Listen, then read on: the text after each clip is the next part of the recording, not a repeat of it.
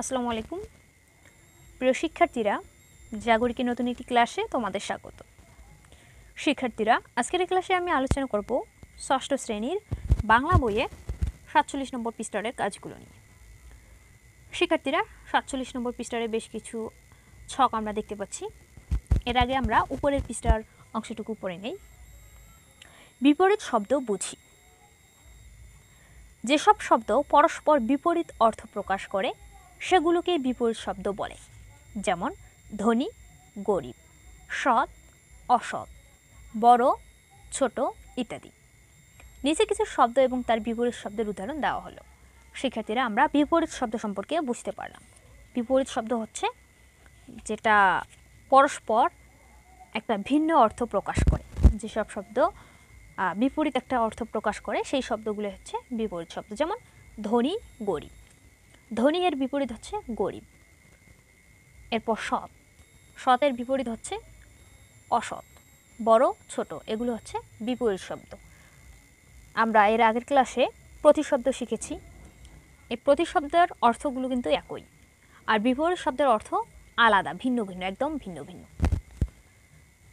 তো আমরা এখানে বেশ কিছু শব্দ এবং তার বিপরীত শব্দ দেওয়া আছে, এগুলো পড়ে নিই। প্রথমে আছে অধম। অধম এই শব্দটির বিপরীত হচ্ছে উত্তম। অল্প এর বিপরীত হচ্ছে বেশি। আপন এর বিপরীত পর। আয়, ব্যয়। উঁচু, নিচু। উপস্থিত, অনুপস্থিত। এরপর আছে দেখো খাঁটি, এর বিপরীত হচ্ছে ভেজাল। খুচরা এর বিপরীত হচ্ছে পাইকারি। জয় এর শব্দটির বিপরীত শব্দ হচ্ছে পরাজয়। জ্ঞানী এর বিপরীত হচ্ছে মূর্খ। এরপর আছে ভিতর, ভিতরের বিপরীত হচ্ছে বাহির। ভীরু, সাহসী। মুখ্য, গৌণ। এরপর আছে লাভ, ক্ষতি। সরব, নীরব। সুন্দর, কুৎসিত। স্থির, চঞ্চল। হার, জিত। হালকা, ভারী। হ্রাস, বৃদ্ধি। এই যে শব্দগুলো আমরা দেখলাম এগুলো হচ্ছে তার বিপরীত শব্দ। যেমন অল্প এর বিপরীত হচ্ছে বেশি। আমি আশা করি তোমরা এই উদাহরণগুলোর মাধ্যমে বিপরীত শব্দ সম্পর্কে বুঝতে পেরেছ। যেমন এখানে আছে ভিতর, এর বিপরীত হচ্ছে বাহির। একটা আলাদা অর্থ প্রকাশ করে। ভিতর আর বাহির সম্পূর্ণ কিন্তু আলাদা। ভীরু, সাহসী। একজন ভীরু এবং একজন সাহসী মানুষকে যদি আনা যায় তাহলে দুজনের মাঝে কিন্তু অনেক তফাৎ থাকে। একজন হচ্ছে ভীরু আর একজন হচ্ছে সাহসী, এখানে অনেক তফাৎ। লাভ, ক্ষতি এর অর্থ একদম আলাদা। লাভ হলে আমরা খুশি হই, আর ক্ষতি হলে আমরা খুবই কষ্ট পাই। খাঁটি, ভেজাল। কোনো একটা জিনিস যদি খাঁটি থাকে তাহলে ভালো, কিন্তু ভেজাল থাকলে সেই খাঁটির একদম বিপরীত হয়ে যায়। জয়, পরাজয়। কোনো কাজে যদি আমরা জয়লাভ করি বা কোনো প্রতিযোগিতায় যদি জয়লাভ করি আমাদের অনেক আনন্দ লাগে।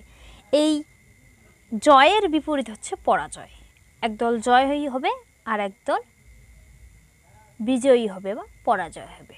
ঠিক আছে, তো বিপরীত শব্দটা হচ্ছে এরকম, একদম ভিন্ন অর্থ, একদম আলাদা অর্থ প্রকাশ করবে।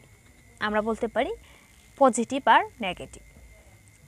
এরপর কি আছে দেখো, বাক্যের অর্থ ঠিক রেখে বিপরীত শব্দ বসাই। শিক্ষার্থীরা, এর আগের ক্লাসে এই কাজটি করেছি।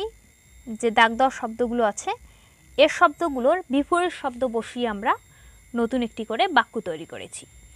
এই কাজটি করার পর আমরা এখানে দেখেছি এই বিপরীত শব্দগুলো বসার ফলে প্রতিটি বাক্যের অর্থ একদম পরিবর্তন হয়ে গেছে। আর আজকে যে কাজটি করতে বলা হয়েছে এই পৃষ্ঠায়, এখানে বলা হচ্ছে দেখো, বাক্যের অর্থ ঠিক রেখে বিপরীত শব্দ বসাই। এই দাগ দেওয়া শব্দগুলো যে আছে এগুলোর বিপরীত শব্দ আমাদের বসাতে হবে, কিন্তু খেয়াল রাখতে হবে বিপরীত শব্দ বসার ফলে যেন অর্থ চেঞ্জ না হয় বা অর্থ পরিবর্তন না হয়। তো আজকের ক্লাসে আমি এটা দেখাচ্ছি না, আজকের ক্লাসে আমি এখানেই শেষ করব। পরবর্তী ক্লাসে আমি এই বিষয়টুকু তোমাদের সাথে শেয়ার করব। শিক্ষার্থীরা, সেই ক্লাসটি দেখার আমন্ত্রণ জানিয়ে আজ এখানেই শেষ করছি। ধন্যবাদ সবাইকে।